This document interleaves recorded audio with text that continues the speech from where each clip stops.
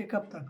आखिर कब तक ये सब चीज़ें होती रहेंगी और कब तक हम इन चीज़ों से जूझते रहेंगे? पहलगाँव में जो अटैक हुआ वो आपने देखा और उससे हमें क्या हो रहा है, किस चीज़ों पे हमें फ़ोकस करना चाहिए और किन चीज़ों के लिए हमें बात करनी चाहिए, उस वीडियो में आज हम डिस्कस करेंगे। और पहलगाँव में जो ये सबसे दर्दनाक घटना हुई, जो लोग घूमने गए हुए थे उन पे अटैक हुआ, टेरर हुआ, उनका धर्म पूछ के उनको गोली मारी गई। अगर वो हिंदू हुए तो उन्हें मार दिया गया, अगर वो मुसलमान हुए तो उन्हें छोड़ दिया गया। और ये सब चीज़ें क्यों हो रही है और किस रीज़न से हो रही है, इन सब चीज़ों को हम डिस्कस करेंगे। और आज ही हम इसको रिकॉर्ड करेंगे कि क्या हम इसमें कर सकते हैं और कैसे हम एक नए समाज की स्थापना करेंगे और किन-किन चीज़ों का हमें ध्यान रखना चाहिए जिससे आगे जाके ये चीज़ें पे ना हो और सरकार इसके लिए क्या एक्शन ले रही है, सारी चीज़ें हम इसमें डिस्कस करने वाले हैं।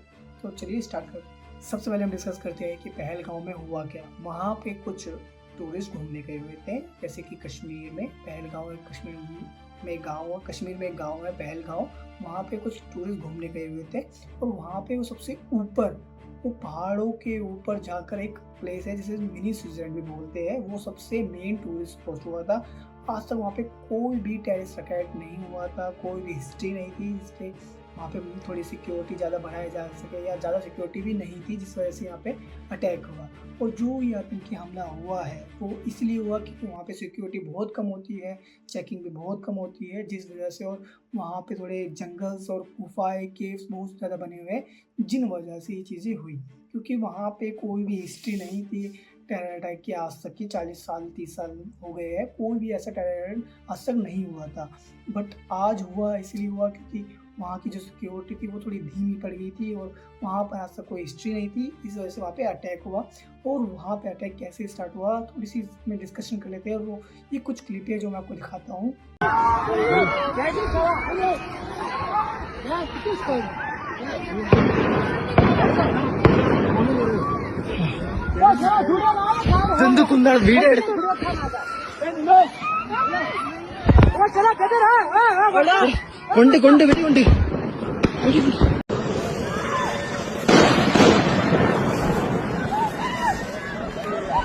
यहाँ पर अटैक हुआ आतंकवादियों का, हम लोग बाल बचे हैं, मगर परमात्मा रक्षा करेगा। बुजुर्गों का आशीर्वाद, भगवान की कृपा जरूर बचेंगे। अरे नहीं हम लोग फौज है, बैठो हम लोग फौज है, हम लोग फौजी हैं, आपकी सेफ्टी के लिए आए हो, आपकी सेफ्टी के लिए आए हैं, बैठो आपकी सेफ्टी के लिए आए हैं, हम इंडियन आर्मी है, बैठो। आप लोग कहाँ से आए आप लोग? आपके बच्चे कुछ नहीं करेंगे, थोड़ा बताइए। हुआ जैसे कि अब इन क्लिपों में देखा कि वहाँ पर गोलियां चलने लग गई, सब परेशान हो गए, किसी को लगा कि कौन क्या कर रहा है, वहाँ पे बम वगैरह फट रहे हैं, कोई आतिशबाजी हो रही है, शायद इसलिए हो रहा हो। बट ऐसा नहीं था। वहाँ पे जो भी पर्सन हिंदू था, या मतलब जो भी टूरिस्ट हिंदू था जो मुसलमान को नहीं मानता था या कलम को नहीं पढ़ता था, तो उसको पूछ के गोली मारी गई। और वहाँ पे सीधा आके उनसे पूछा गया आप कौन से धर्म से हो, और सीधा उन्होंने जब भी बोला कि हम हिंदू हैं, और उन्होंने गोली मार दी उनको। और ऐसे ही बहुत सारे लोग मारे गए वहाँ पे, 26-27 लोग, और घायल भी बहुत सारे हुए। वहाँ पे किसी ने किसी की हेल्प नहीं करी। जब ये टेरर अटैक ख़त्म हो गया वो सब चले गए। फिर वहाँ पे जो कि वहाँ के लोकल लोग हैं उन्होंने उनकी हेल्प करी, उनको सारी चीज़ें प्रोवाइड करने की कोशिश करी। जो बच गए उनको बचाया, और जो नहीं बचा सके उनको थोड़ी संभावनाएँ दी। उनके जो बच्चे थे, उनके जो बीवी पत्नी, सब चीज़ें थी, उन पे थोड़ा देखा कि उनको कैसे हम बचा सकते हैं या ध्यान रख सकते हैं, उनको बचाने की कोशिश करी और बहुत सारी चीज़ें उन्होंने करी। तो अब ये थी कि यहाँ पे हुआ क्या। अब बात करते हैं हम कि एक्चुअली में ये किस रीज़नों से हो सकता है। ये मेरे अपने रीज़न है, ये मैं कोई वैसा कोई रीज़न नहीं बता रहा हूँ, ये एक जस्ट अ सजेशन है कि ऐसा इसलिए हो सकता है। सबसे पहला, पाक के आर्मी चीफ ने ये बोला है कि जो ये कश्मीर है ये हमारी फर्स्ट प्रायोरिटी है, इसके लिए हम कुछ भी कर सकते हैं और कहीं किसी भी हद तक जा सकते हैं।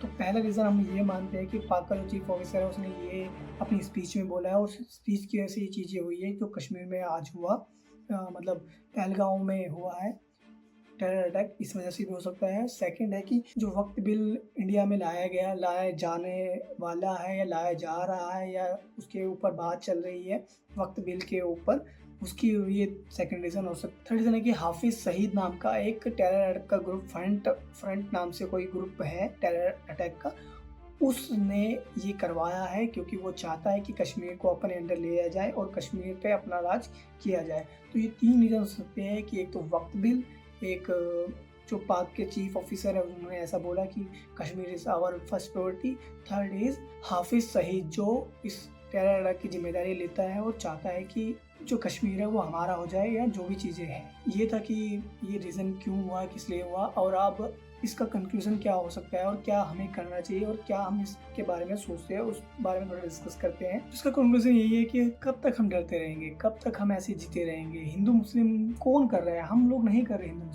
हिंदू मुस्लिम ये लोग फैला रहे हैं जो टेरर अटैक करवाते हैं, इन लोगों की वजह से हम हिंदू मुसलमान कर रहे हैं। हम भारत में रहते हैं, हिंदू मुस्लिम सब मिलके एक जैसे रहते हैं, हमें कोई दिक्कत नहीं एक दूसरे से, हमारे में बहुत प्यार मोहब्बत है, हमें परेशानियाँ नहीं है। पर इन कुछ लोगों की वजह से हमारे बीच बहुत सारी चीज़ें हो रही है जिससे हमें लगता है कि ऐसा कुछ भी है, बट ऐसा कुछ नहीं है गाइस। जैसा भी आप सोच रहे हो या कुछ भी आप सोचते हो ना, ऐसा कुछ भी नहीं होता है।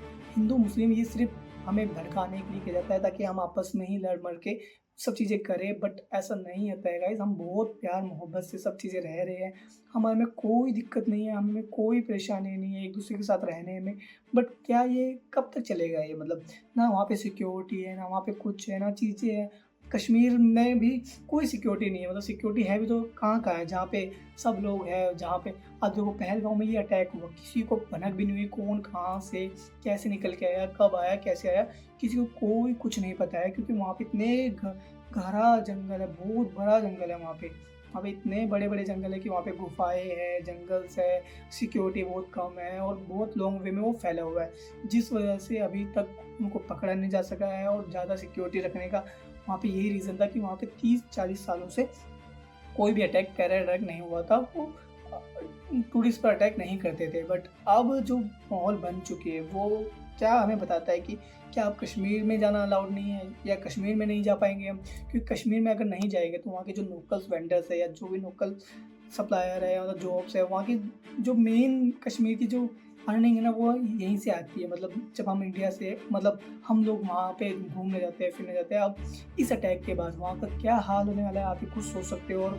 वहाँ पे क्या चीज़ें होने वाली है, सब चीज़ें अब कैसे अटैक होगा, मतलब क्या वो चाहते हैं? वो यही चाहते थे कि वहाँ पे कोई टूरिस्ट ना आए, फिर वो कुछ ना बड़ी प्लानिंग चल रही है। अगर आप इस बात को समझो, कुछ ना बड़ी प्लानिंग चल रही है। वो चाहते ही हैं कि हम वहाँ पे ना जाएं, और वहाँ पे ना जाने के बाद क्या होगा कश्मीर का, आप खुद सोच सकते हो। जब वहाँ पे कोई सप्लाई नहीं होगी या कुछ नहीं होगी तो कोई वहाँ पे रहना चाहेगा। जो इतना खूबसूरत कश्मीर है, वहाँ पे इतनी सारी चीज़ें हैं, झील है, मतलब बहुत सारी चीज़ें घूमने फिरने की।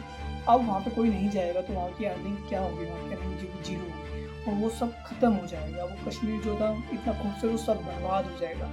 तो मतलब क्या उनकी यही प्लानिंग है? तो बाकी मुझे नहीं पता क्या हो सकता है, but this is just a suggestion, मतलब ये एक भी हो सकता है। तो गाइज आपका इस पर क्या व्यूज़ है, एक बार वीडियो में बता दो। और अगर आपको कोई भी इन्फॉर्मेटिव वीडियो चाहिए तो आप मुझे इसी कमेंट बॉक्स में लिख सकते हो। इसके रिलेटेड जो भी आप चीज़ें पूछना चाहते हो या जो भी आप बोलना चाहते हो तो आप मुझे कमेंट बॉक्स में लिख सकते हो। मेरा नाम उमर है, पहलगाम में इस वक्त हूँ, परेशानी की हालत में हूँ। अंदाज़ा नहीं कितना परेशान है हम, कितना नुकसान हुआ, ये सबके लिए नुकसान है। पहले इंसानी जो जाने चले गई इनका बड़ा दुख है हमें। हम खुद परेशान हैं, हमें समझ में नहीं आ रहा है हम कहाँ पे। हमारे गेस्ट भी परेशान हैं, हम भी परेशान हैं। गलत हुआ, ऐसा नहीं होना चाहिए। गलत हुआ बहुत।